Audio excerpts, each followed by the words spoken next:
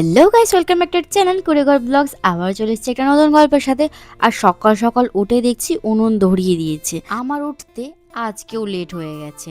তো যাই হোক, এখন যাব চা খেতে। চলো, মাকে দেখতে পাচ্ছি না। পিসি বলল মা বাজারে গিয়েছে।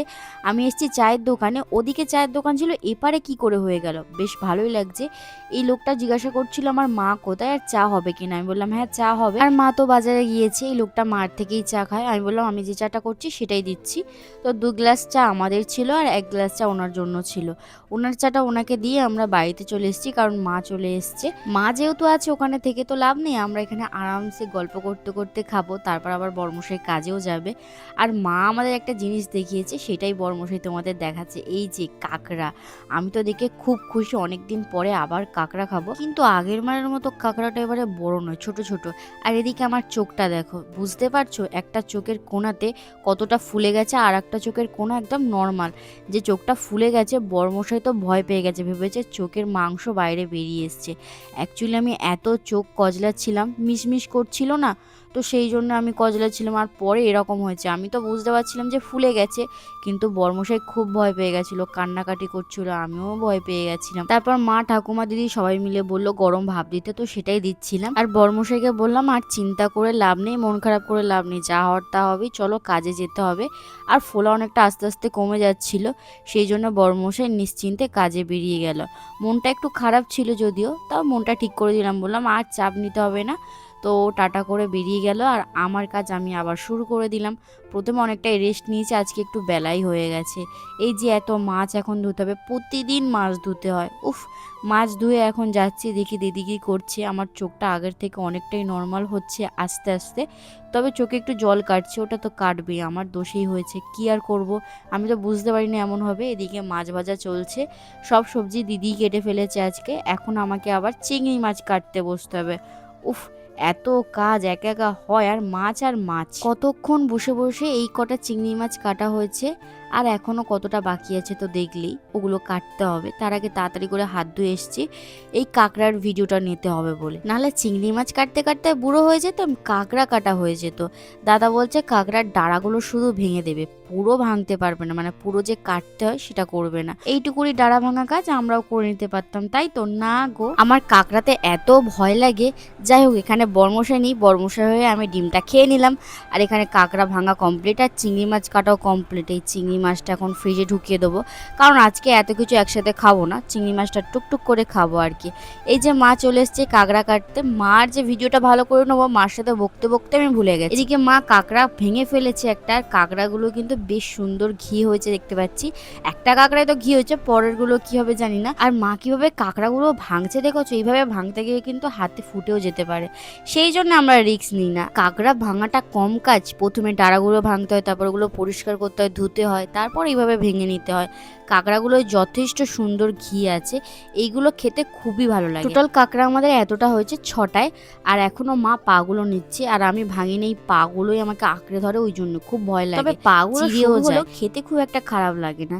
এদিকে উনুনে দিদি রান্না করছে, আর আমি চলে গিয়েছি খেতে। এই চানাচুরি কৌটো থেকে চুরি করে কে কে খাও, আমার তো বেশ ভালো লাগে। অ্যাকচুয়ালি চুরি করে খেতে নয়, চানাচুরি ভেবে বার করে শুধু শুধু খেতে। আমি একটু খাচ্ছিলাম, কেউ এলো অমনি টুক করে চাপা দিয়ে চলে এলাম। এদিকে দেখছি ওই চচ্চড়িটা নামিয়ে দিদি আর একটা চচ্চড়ি চাপিয়ে দিয়েছে। আর এখানে এই লঙ্কাগুলো শুকনো হচ্ছে, এই লঙ্কাগুলো মিষ্টি লঙ্কা, একটুও ঝাল নেই। চচ্চড়ি হয়ে যাওয়ার পরেই কাঁকড়াটা ভাজছিল, আমি এদিক ওদিক দেখতে দেখতে তেল আনতে গিয়েছি, দেখছি সবজি ঢেলে দিয়েছে, বলে যাওয়া হয়নি। কাঁকড়াটা নামিয়ে সবজিটা সিদ্ধ করে নিয়েছে, আর এখন মশলা করছে, জিরে বাটা আদা বাটা দিয়ে ঝাল হলুদ দিয়ে সুন্দর করে মশলা করেছে। এর মধ্যে ওই যে সিদ্ধ করা সবজিটা দিয়ে দেবে, সেটাই দিদি বলল। তারপরে আর একটা বাটা দেবে, হালকা করে চন্দনী আর গরম মশলা বাটা। প্রথমে এই যে তরকারিটা ঢেলে দিল, এটাতে অনেকটা জুস আছে, এটা একটু বেশি করে ফুটে নিতে হবে, একটু কাদা কাদা হবে, লাস্টে ওটা দিয়েই নামিয়ে নিতে হবে। দিদি কিন্তু খুব সুন্দর রান্না করে খাওয়ায় আমাদের। আমি তো ঘুরে বেড়াই, দেখেছো ভিডিওতে, বেশিরভাগ রান্না করার সুযোগ পাইনি, অ্যাকচুয়ালি এত এত রান্না আমি করতে উঠতেও পারি না। দিদি রান্না করছিল, আমি চলে গেছিলাম স্নান করে পুজো করে ঘুমাতে। মানে শুয়ে শুয়ে একটু ফোন ঘাঁটতাম রেস্ট করতে। তো এখানে রেস্টই করছিলাম, বর্মশাই ফোন করে বললো বাইরে আসতে। এসে দেখছি বর্মশাই চলে এসছে। আর ওদিকে জল শেষ হয়ে গেছে, ঠাম্মা স্নানে ঢুকেছে, জল নেই। তো পাম্পটা চালিয়ে দিলাম। আমার কিন্তু খুব ভয় লাগে পাম্পটা চালানোর সময়। আর এই যে লজেন্সটা ও আমার জন্য কিনে আনেনি, আমি আগে ঠাকুর পুজো করার সময় দুধ কিনতে গিয়ে এটা কিনেছিলাম। আমাদের বাড়ি মা মনসা ঠাকুর আছে, মনসা ঠাকুরকে দুধ দিই। তো মা বললো আজকে একটু দুধ কলা দিতে, সেই জন্যই লজেন্সটা দেখতে পেয়ে নিয়ে নিয়েছিলাম। এখন লজেন্সটা দিয়ে দিলাম, তবে এখন খেতে দেইনি, ভাত খেয়ে তারপর লজেন্সটা খাবো। এই যে ভাত খেতে চলে এসেছি। আজকের মেনুতে আছে বাঁধাকপি চচ্চড়ি, যেটা আমি খুব কম খাই, বর্মশাইকে একটু বেশি করে দিয়েছি। মাছের লেজা, যেটা আমার খুব ফেভারিট, থাকলে নিই, না থাকলে নিই না। সর্ষে বাটা দিয়ে মাছের ঝোল হচ্ছে। আর এই যে কাঁকড়া, ছোট ভাই খেয়েছে, মা খেয়েছে, দিদি মনে হয় খেয়েছে, আমরা রাহুল বাকি অনেকটাই তরকারি, আবার রাতেও খাবো। এই যে কাঁকড়ার বুক আর ডাঁড়া আমি প্রথমে নিয়ে নিলাম। এত সুন্দর সেন বেরোচ্ছিল, আমার তো লোভ লাগছিল, তাই আগে নিয়ে নিয়েছি। এইবার বর্মশাইকে দিচ্ছি। বর্মশাইয়ের পাতে একটা ডাঁড়া একটা বুক দিয়েছি। আর চচ্চড়ি ওর তো ভালো লাগে, চচ্চড়ি বলতে সবজি আর কি, আমি সবজিকে চচ্চড়ি বলে ফেলি, আমার অভ্যাস হয়ে গেছে। এদিকে বর্মশাই খেয়ে তো বললো দারুণ, এখনও যেহেতু ডাঁড়াটা কামড় দেয়নি, জাস্ট চুষেছে সবজিটা। সত্যি সবজিটা আমার দারুণ লেগেছে। আর লাস্টে এই যে বুকটা, এত মাংস ছিল আর এত টেস্টি ছিল, আমার অসাধারণ লেগেছে। ফার্স্ট টাইম এই সবজি দিয়ে কাঁকড়া দারুণ লাগলো। ফার্স্ট টাইম বললাম কারণ আগে সবসময় আমরা কাঁকড়ার ঝাল খেয়েছি, ঝালের থেকে এটাই বেস্ট মনে হলো।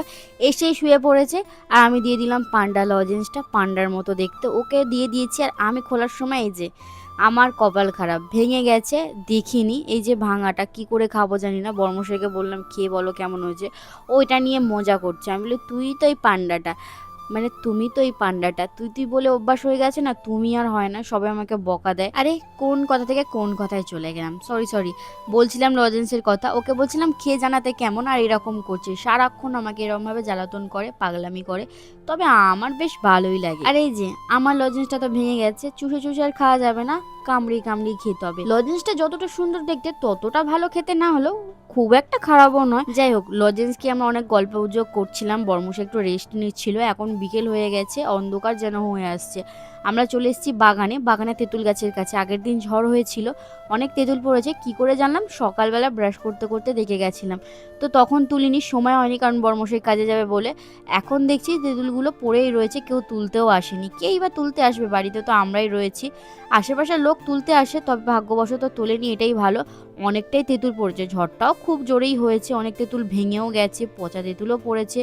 আমি ঘোরালাম, বর্মশাই ঘোরালো, দুজনে মিলে অনেকটাই বেশ ঘুরিয়েছি। আর এদিক দিয়ে বর্মশাই ঘুরিয়েছে, তবুও বেশি ভালো করে ঘোরাতে পারেনি, কারণ অনেকগুলো আমি আবার দেখতে পেলাম।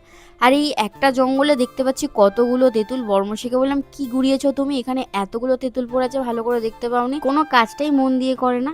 আর এই যে একটা তেঁতুল এত বড় পেলাম, সব তেঁতুল যদি এরকম বড় বড় হতো বেশ ভালোই লাগতো, আর অনেকটা তেঁতুলও হতো। ওদিকে কোরানো হয়ে গেছে, এবার এদিকে দেখি কতটা কি পাই। এদিকে আকাশের অবস্থা আবার ভালো নয়, যখন তখন বৃষ্টি আসতে পারে। 4টে বাজে, আর আকাশ দেখে মনে হচ্ছে এখনই সন্ধ্যা হয়ে গেছে, বৃষ্টি আসুক, আগে আমাদের তেঁতুলটা গুড়ানো হয়ে যাক। ওখানে আমি পুরো তেঁতুল গুড়িয়েছি, এদিকে বর্মশাইকে গুড়াতে বলেছি। আবার জঙ্গল আছে, আমার তো জঙ্গল দেখলেই ভয় লাগে, বর্মশাই হাঁচা করে করে দেখুক কটা পায়। আমি তো চুপ করে দাঁড়িয়ে নেই, এদিক ওদিক দেখছি, একটাও দেখতে পাচ্ছি না, তবে কচি কচি লাউ ছোট ছোট অনেক হয়েছে। এদিকে বর্মশাই অনেক খোঁজাখুঁজির পরে একটা তেঁতুল দেখতে পেয়েছে, ছোট তাও। আর একটা দেখতে পেয়েছিল খারাপ, সেটা ফেলে দিয়েছে। আমি এদিকটা দেখতে পেয়ে বর্মশাইকে বললাম এখানে রয়েছে, গুড়ালো একটা খারাপ, এদিকে সব কি খারাপ তেঁতুলই হয়েছে। আর একটা বেশ বড় তেঁতুল পেয়েছে, আমি বলছিলাম মুখের সাইজে নয়, একটু ছোট। যাই হোক, এদিকে আশেপাশে জঙ্গলে হয়তো পড়ে আছে, অত ঘেঁটে লাভ নেই, কি খুঁজতে কি বেরিয়ে যাবে তার নেই ঠিক। এতগুলো তেঁতুল হয়েছে, আমরা তো 2-4টে তেঁতুল মাখাবো, বাকি তো পড়েই থাকবে। বাড়ির দিকে যাচ্ছিলাম, বর্মশাই বললো লঙ্কা তুলবো, বাগানে অনেক লঙ্কা হয়েছে না। তো দেখছি ছোট ছোট কচি কচি লঙ্কা তুলেছে, আমি বলেছি এখানে বড় বড় লঙ্কা রয়েছে, সেগুলো না তুলে কচি কচি তুলছে। আর বেশি করে লঙ্কা তুলে নিয়ে যাই, কালকে আবার রান্নাও হবে, কাজে লেগে যাবে, লঙ্কাও তো কেউ তুলতেও আসে না। আর আমি দেখছিলাম বাগানটা ঘুরে, চারিদিকে পুরো সবুজে সবুজ হয়ে আছে, বেগুন গাছ লাউ গাছ একসাথে হয়ে গেছে, বড় বড় সবুজ সবুজ গাছও হয়ে গেছে। লঙ্কা তোলার পরে বাবা মশাই বললো ধনিয়া পাতা তুলি, লঙ্কা ধনিয়া পাতা দিয়ে তেঁতুল মাখলে সত্যিই খুব টেস্ট লাগে, যেটা আমি আগে কোনোদিন করে খাইনি। বর্মশাই আসার পর করে খাইয়েছিল, ভালো লেগেছিল। আবার তেঁতুল মাখাবো। বাড়ির দিকে যাচ্ছি তাড়াতাড়ি করে। আকাশের ওয়েদারটা এত সুন্দর, বরমশাই আবার আমার মাথায় চুবিটা বসিয়ে দিচ্ছে। সারাক্ষণ এরকম করে আমার সাথে, তবে বেশ ভালোই লাগে ও থাকলে। আর ও চলে গেলে যেন একা একা লাগে। এখানে দেখছি ঝড়েতে লেবু গাছটা পড়ে গেছে, লেবু বেশ কটা ফলেছে। এদিকে আমি বাড়িতে এসে এই গাছটার ফুল তোমাদের সাথে শেয়ার করি। এই গাছে ফুল হয় আমি আগে কোনোদিন দেখিনি। তোমরা কি কোনোদিন দেখেছো? ফুলগুলো প্রথমে বুঝতে পারছো কি? দেখো, এখানে একটা দুটো হয়েছে আর সামনের দু একটা ডালেতে প্রচুর ফুল হয়েছে। এই ফুলগুলো যদি একটু বড় বড় হতো বা ফোটার মতো ফুটে থাকতো তাহলে ভালো হতো। কেমন একটা কুড়ি টাইপের, আর যে পানা ফুলের কালার হয় না ওই কালারের, একদম ছোট্ট ছোট্ট, বোঝা যায় না কাছ থেকে না দেখলে। আমি তো এই ফার্স্ট টাইম দেখলাম, দেখে তো অবাক। তোমরা কি কেউ কোনোদিন দেখেছো? দেখলে কিন্তু অবশ্যই কমেন্ট করে জানো কি বলে এই ফুলগুলোকে। অ্যাকচুয়ালি আমার তো জানার খুব ইচ্ছা। এদিকে বরমশাই বাটি নিয়ে তেঁতুল মাখার জন্য বসে পড়েছে।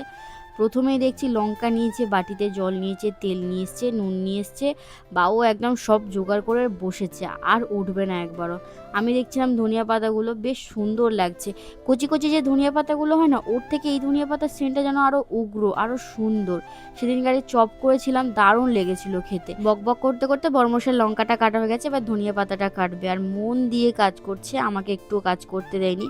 হঠাৎ করে দেখছি রাধাদি উঠে বলছে, কি করছো তোমরা? আমরা বলি, এই তো আমরা তেঁতুল মাখা করছি, খাবে তো আসো। তো বরমশাই এখানে তেঁতুলটা ভাঙছে। আমি বলি, এইভাবে ভাঙে? আমি হলে তা হাত দিয়ে তুম করে ভেঙে দিতাম।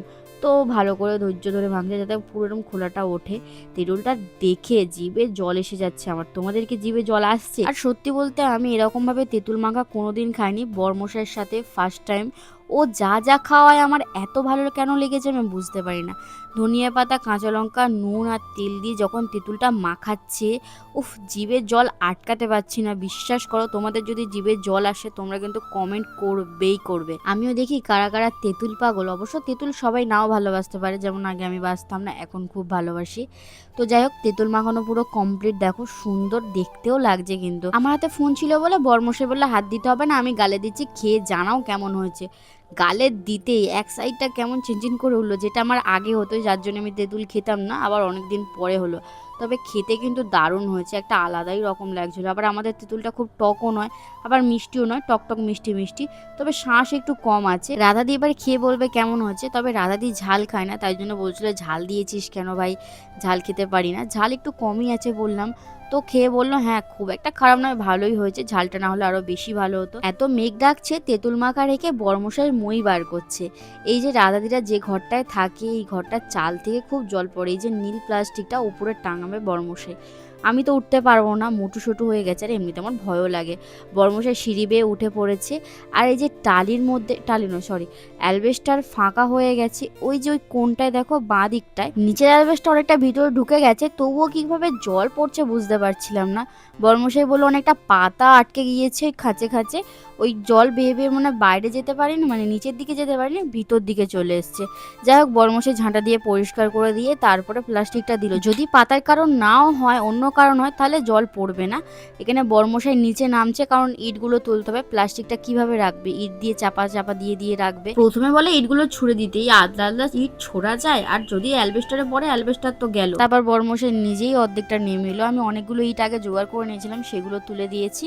তারপর আবার দূর থেকে ইট নিয়ে এলাম, বললো ওই কটায় হবে না। তো আমি রাধিতে দুজন মিলে ইট বয়েছি। কত ইট দিলাম, তাও বলছে আরো ইট দাও, আরো ইট দাও। কোথায় এত ইট পাবো? এই দেওয়ালের ধারে ছোট ছোট ইট ছিল, সেগুলো নিয়েও দিয়ে দিয়েছি শেষ পর্যন্ত। কোথায় আর কি করব। বরমশাই ওপরে উঠে ইটগুলো বিছাচ্ছে, আবার দড়ি দিয়ে নাকি বেঁধেছে। আমাকে মা হঠাৎ করেই ডাকলো, আমি চলে গেলাম। আমরা তো ওপরে উঠে দেখতে পারবো না কেমন কি করেছে। বরমশাই সুন্দর করে ভিডিও করেছে। বাহ, বেশ সুন্দর করে বিছিয়েছে, বৃষ্টিতে হাওয়াতে উড়ে না গেলেই হলো। তারপরে আবার বাবু মশাই এসে দোকানে প্লাস্টিকটা ঠিক করছে, কারণ চায়ের দোকান এদিক দিয়ে শিফট হয়েছে, আর এদিকটা একটু জল পড়তো অ্যালবেস্টার খোলার কারণে। এখানেও প্লাস্টিকটা সুন্দর করে বেঁধে দিচ্ছে। ভাগ্যিস এখনই বেঁধে দিচ্ছে, না হলে বৃষ্টি তো শুরু হয়ে গেছে, পুরো জল ভর্তি হয়ে যেত। ও লম্বা আছে, হাতও পেয়ে গেছে, তাই কাজটা তাড়াতাড়ি হয়ে গেছে। এদিকে ভাই কিন্তু দোকান খুলে ফেলেছে নতুন করে, রোল চাউমিনের দোকান। এই যে এখানে রোলের আলু বানিয়ে রেখেছে, স্যালাড কেটে রেখেছে, চাউমিন সিদ্ধ করে রেখেছে, চাউমিনের সবজিও রেখেছে। এত বড় চাটুতে চাউমিন রোল সব ভাজবে, ভাই করবে একা। আগে একটা মিস্ত্রি দোকান চালাতো, সেই মিস্ত্রিটা ভোটের পরে আসবে। এখানে আমাদের বিরিয়ানি হয়েছে অল্প করে, যেহেতু অনেকদিন পরে দোকান খোলা সেই জন্য অল্প করে হয়েছে, নাহলে তো আগে আমাদের 30 প্লেট বিরিয়ানি আরামসে সেল হয়ে যেত। এই যে ভাই এবার বিরিয়ানি কাটাবে, এই লোকটা 2 প্লেট বিরিয়ানি নেবে। আমাদের বিরিয়ানিতে ডিম আলু দেয় আর মাংস দেয় 1 পিস করে।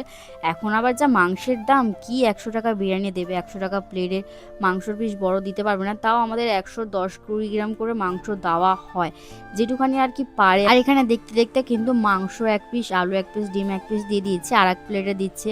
ভাই অনেক ধৈর্য ধরে অনেক সুন্দর করে কাটা, যাতে রাইস না ভেঙে যায়। অবশ্য রাইস ভেঙে গেলে থোড়ি না বিরিয়ানিটা দেখতে ভালো লাগবে। 2 প্যাকেটেই চিকেন আলু ডিম দেওয়া হয়ে গেছে, এবার রাইসটা দেবে। আমাদের নিজেদের দোকান বলে বলছি না, ভাই কিন্তু বিরিয়ানিটা খুব সুন্দরই বানায়। আচ্ছা, তুই বিরিয়ানি বিরিয়ানি করছিস কেন? ওটা তো বিরিয়ানি। আরে আমার হয়ে যায়, আমি একটু ওরকম বলি আর কি, মানে কি বলে ওই মুখ ফসকে বেরিয়ে যায়। আর রাইসটা কিন্তু ভাই ভালো করে চেপে চেপেই দেয়, সেই জন্য আমাদের বেশ ভালো কাস্টমারও আসে। এখানে বরমশাই চপ মুড়ি নিয়ে চলে এসছে, এখন চপ মুড়ি মাখা খাবে। আমারও একটু একটু খিদে পাচ্ছে, আমার থেকে বেশি ওর পাচ্ছে, অনেক কাজ করেছে কিন্তু। চপটা দেখো কিভাবে মাখছে, এইভাবে মাখলে একটু চানাচুর দিলে, লঙ্কা পেঁয়াজ দিলে, ও পেঁয়াজও আছে। চপটা ঝাল বলে লঙ্কা দেয়নি, তবে যাই বলো চপ মুড়ি খেতে কিন্তু বেশ ভালো লাগে আমারও আর বরমশাইরও, দুজনের মিল আছে বটে। ফোনটা আমি এমনভাবে রেখেছি যে কোনো মুহূর্তে কিন্তু ফোনটা পড়ে যেতে পারে। বরমশাই একটু রাগ করছিল, এবং কি হয়েছে একটুখানি তো ব্যাপার, পড়বে না, পড়লে বিছানাতেই পড়বে। তো চপ মুড়িটা কিন্তু দারুণ খেতে হয়েছে, সেটাই বরমশাইকে বলছিলাম। বরমশাই তাড়াতাড়ি করে খাচ্ছে, কারণ আবার কাজে বেরোবে। একটু একটু তো ঝড় উঠেছে, ঝড়টা যেন জোরে না আসে। রেডি হয়ে বেরিয়ে পড়ছে। ক্যামেরার একটা ছোট্ট কাজ আছে, কাজটা যেন সম্পূর্ণ হয়ে যায়। ও তো বেরিয়ে গেল, আমি এখন কি করব, ভিডিও এডিট করব। তোমাদের ভিডিওটা কেমন লেগেছে তোমরা কিন্তু অবশ্যই জানিও। ভিডিওটা ভালো লাগলে লাইক কমেন্ট শেয়ার সাবস্ক্রাইব করে দিও। দেখা হবে নতুন গল্পের সাথে। টাটা।